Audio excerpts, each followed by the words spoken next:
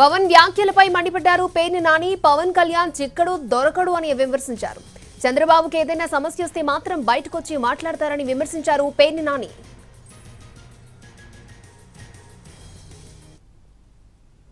వారు అధికారంలోకి వచ్చారు కదా, రానివాడు అంటావు జగన్మోహన్ రెడ్డి. నువ్వెవరు అసలు రానివ్వటాయి? నేను అడుగుతాను పవన్ కళ్యాణ్, నువ్వెవరివే జగన్ని మళ్ళీ అధికారంలోకి రానివ్వనంటాకి? నువ్వెవరివే? సంవత్సర కాలంగా ఎక్కడున్నావు? ఈ రాష్ట్ర ప్రజలకు ఏం చేశావు?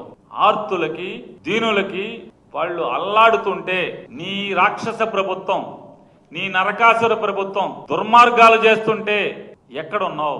బయటికి రావు. చంద్రబాబు కోసం మాత్రమే బయటకు వస్తావు.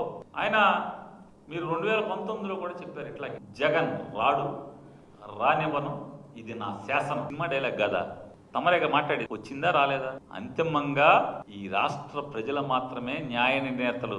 జగన్ని తేవాలన్నా ఆపాలన్నా, చంద్రబాబుని పాతాళానికి తొక్కాలన్నా, సీటులో కూర్చోబెట్టాలన్నా ఈ రాష్ట్ర ప్రజలదే అంతిమ నిర్ణయం తప్పితే నీకులాగా నాకులాగా ఈ రాష్ట్రంలో ఉన్నటువంటి ఏ గొట్టాంది పాత్ర ఉండదనేది నువ్వు నేను తెలుసుకుంటే మంచిదని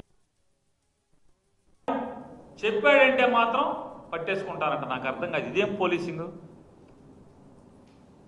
అంటే? రాష్ట్రంలో ఆడపిల్లలు కనపడకపోతే ఇద్దరినే పట్టుకున్నారు పోలీసులు ఇప్పుడు దాకా.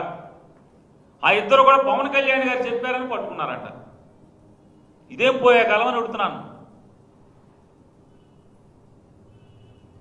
అంటే పోలీసింగ్ పనిచేయరా? ఉద్యోగం చేయరా?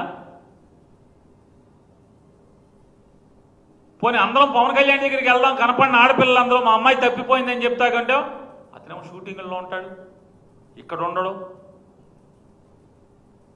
దొరకడు, చిక్కడు దొరకడు.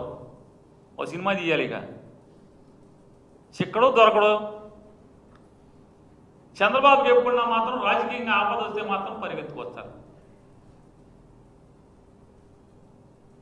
ఒక చెల్లి ఒక తమ్ముడు ఇద్దరు వచ్చేస్తారు ఎగేసుకుంటా. చంద్రబాబుకి ఏమైనా చికాకు వచ్చిందంటే రాజకీయంగా ఒక చెల్లి ఒక తమ్ముడు కలుగులోంచి బయటకు వస్తారు.